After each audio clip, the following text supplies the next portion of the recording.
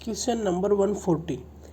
A lens is behaving as a converging lens in air and diverging in water. The refractive index of the material of the lens क्या हुआ? अगर हमें पता है कि air का रिफ्रैक्टिव इंडेक्स क्या होता है 1 और द वाटर का रिफ्रैक्टिव इंडेक्स क्या होता है 1.33, तो कोई भी लेंस किसी भी मीडियम के अंदर कन्वर्जिंग कब बिहेव करेगा? जब लेंस का रिफ्रैक्टिव इंडेक्स ग्रेटर देन होगा उस मीडियम से। अगर एयर के अंदर अगर कन्वर्जिंग है तो जो लेंस का रिफ्रैक्टिव इंडेक्स होगा वो ग्रेटर देन होगा एयर से, ठीक है। और अगर वाटर के अंदर डाइवर्जिंग है, इस मीन्स वाटर का रिफ्रैक्टिव इंडेक्स ग्रेटर देन होगा लेंस से। तो रिफ्रैक्टिव इंडेक्स लेंस का कहाँ वेरी कर रहा है? Between the air and the water. Option number greater than of the air but less than the water, option number 3 is correct. बस ये कंडीशन याद रखनी है कि कन्वर्जिंग कब होगा? जब एयर से रिफ्रैक्टिव इंडेक्स लेंस का ग्रेटर होगा। अगर वाटर के अंदर डाइवर्जिंग कर रहा है तो हमारे पास में होगा कि लेंस का refractive index less than the water है। अगर ऐसा हो कि एयर के अंदर डाइवर्जिंग है तो इस मीन्स कि लेंस का रिफ्रैक्टिव इंडेक्स लेस देन है एयर से। अगर एयर के अंदर डाइवर्जिंग बिहेव कर रहा है तो ये कंडीशन याद रखनी है कि कन्वर्जिंग कर रहा है तो लेंस का ज़्यादा है, अगर डाइवर्जिंग कर रहा है तो उस मीडियम का ज़्यादा है। तो option number 3 is correct. In any fusion process the ratio of mass of fusion product to the mass of parent nuclei is. Fusion process क्या होती है?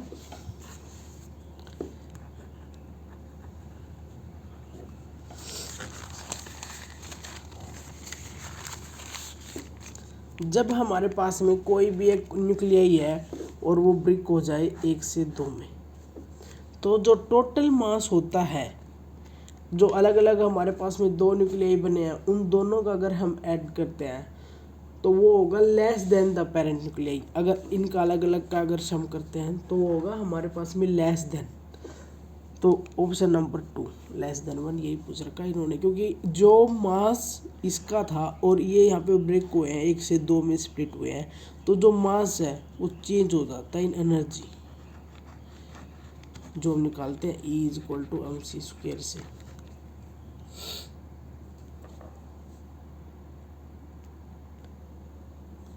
नेक्स्ट क्वेश्चन है 142।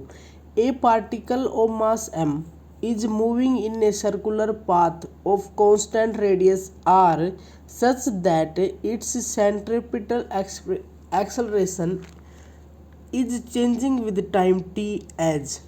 सेंट्रीपिटल एक्सेलरेशन दे रखा वो क्या है? k² r/t², where k is constant, the power delivered to the particle by the force acting on it। Power निकालनी है। पावर अगर फोर्स वगैरह की बात हो रही है और वेलोसिटी की भी बात हो रही है तो इस टर्म में हमारे पास में पावर होती है अब डॉट वी। अब हमें निकालना है कि यहाँ पे जो फोर्स है वो क्या है और वेलोसिटी क्या है।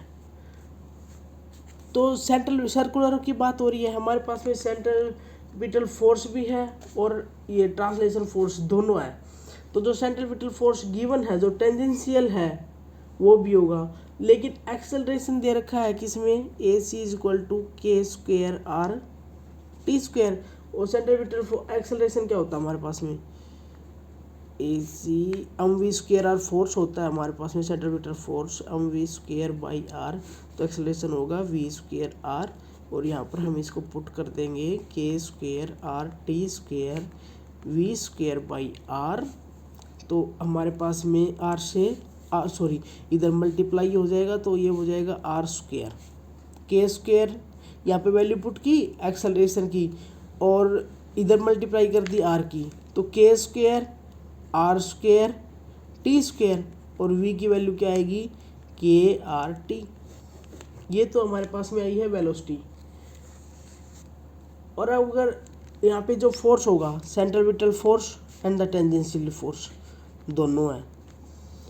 अब जो पावर होगी वो ओनली डिलीवर्ड बाई होगी टेंजेंशियल फोर्स के अंदर, क्योंकि जो सेंट्रीपिटल फोर्स है ना उसके अंदर वो फोर्स है वो परपेंडिकुलर टू द वी है, फोर्स परपेंडिकुलर टू वी, तो यहाँ पे कोई भी वर्क नहीं हो रहा, डज नॉट वर्क।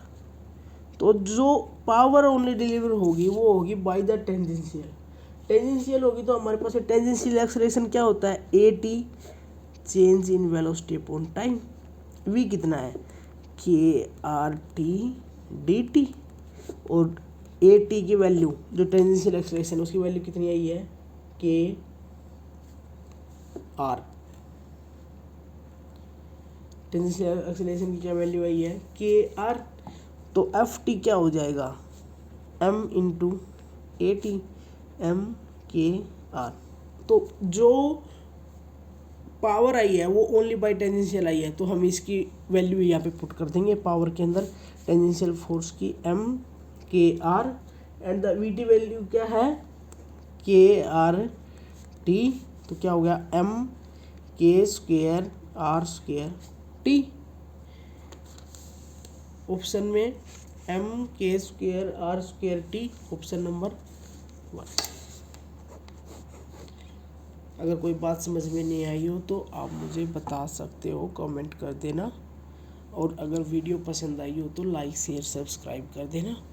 यहाँ पर आपको एस्टेट पीजीटी के लिए वीडियो यूज़फुल रहेंगी, जो जो मिलेंगी वो इसमें प्रीवियस ईयर पेपर भी मिलेंगे, थ्योरी भी मिलेंगी, और थ्योरी के साथ साथ आपको प्रैक्टिस सेट भी मिलेंगे।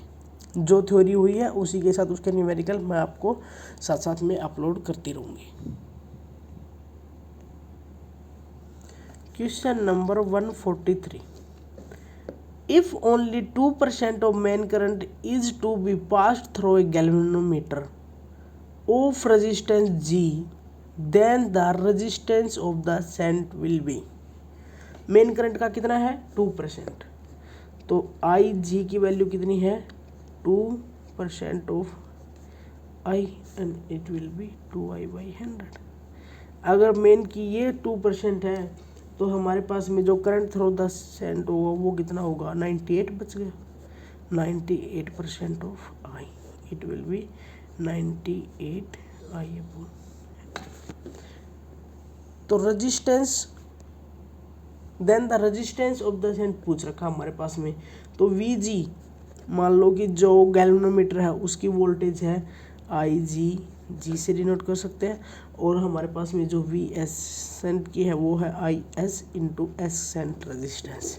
तो ये बोथ हमारे पास में होंगी इक्वल, और इक्वल होंगी तो I G G equal to I S, the S हमें निकालनी क्या है सेंट की, तो यहाँ पे हम वैल्यू पुट कर देंगे, क्या है जी इंटू 2I/100, और आई एस कितना है 98I/100, और इसको सोल्व आउट करेंगे तो हमारे पास में G/49 ये हो जाएगी एस की value, option number 3 is correct. बस ओनली कॉन्सेप्चुअल बेस्ड न्यूमेरिकल आते हैं स्टेट के अंदर, थोड़ी थ्योरी और हम प्रैक्टिस अगर अच्छे से कर लेते हैं ना तो फिजिक्स सब्जेक्ट जो लगता है कि ये स्टेट के अंदर हम कवर नहीं कर पाते वो आराम से हो जाता है। नेक्स्ट क्वेश्चन है question number 144, a capacitor of 100 microfarad is charged to 200 volt, then it is discharged through a 2 ohm resistance, the total heat generated in the resistance is, total heat पूछ रखी है कि कितनी है, तो एनर्जी स्टोर्ड इन कैपेसिटर क्या होता है formula,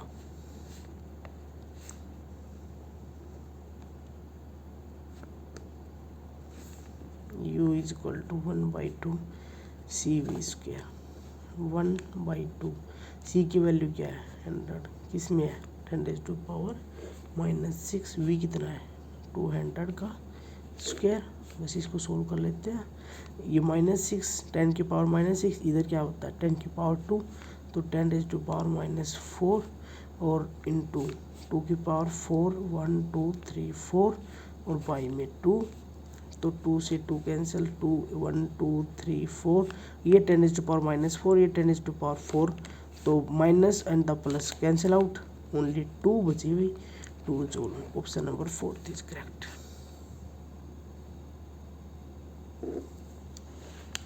question number 145,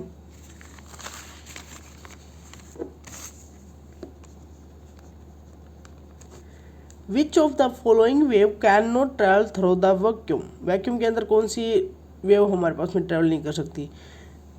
ultrasonic wave, जो वेव होती है वो लॉन्गिट्यूडिनल इन नेचर होती है और वो वैक्यूम के अंदर ट्रैवल नहीं कर सकती, इसको कोई ना कोई मीडियम चाहिए। तो हमारे पास में ऑप्शन नंबर 2 हो जाएगा। इजी क्वेश्चन है।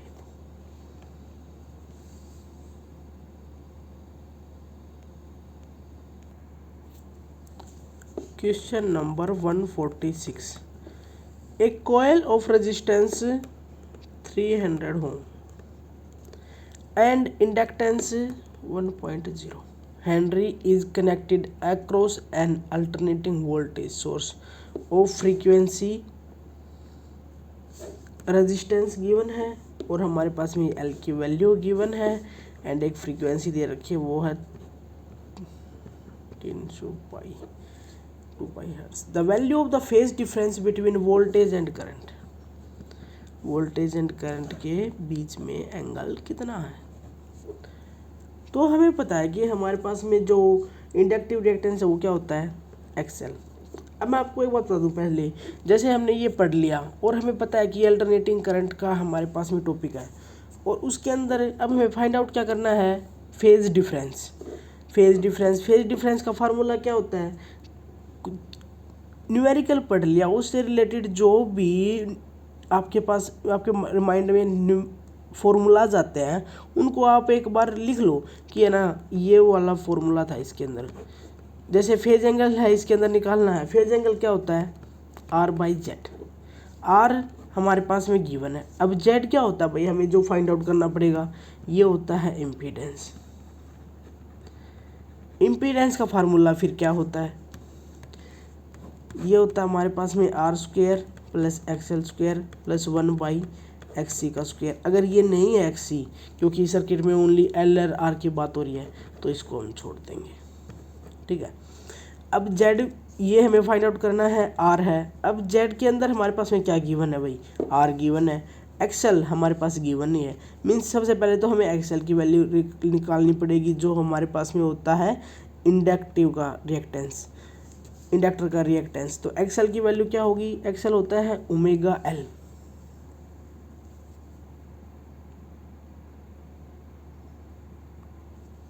ओमेगा L, ओमेगा क्या होता है? 2 पाई म्यू और L। फ्रीक्वेंसी कितनी है? 2 पाई। म्यू क्या है? 300/2 पाई इंटू L क्या है? 1। 2 पाई से 2 पाई कैंसिल, तो XL की वैल्यू कितनी है हमारे पास में? वो है 300। ठीक है, अब हमें क्या फाइंड आउट करना है? Impedance Z R² plus XL कितना आया है? 300 और ये और कितना है? XL का स्क्वायर है, ये भी है 300 का स्क्वायर। चलो यहाँ पे पुट कर देते हैं 300² और 300²। तो इसको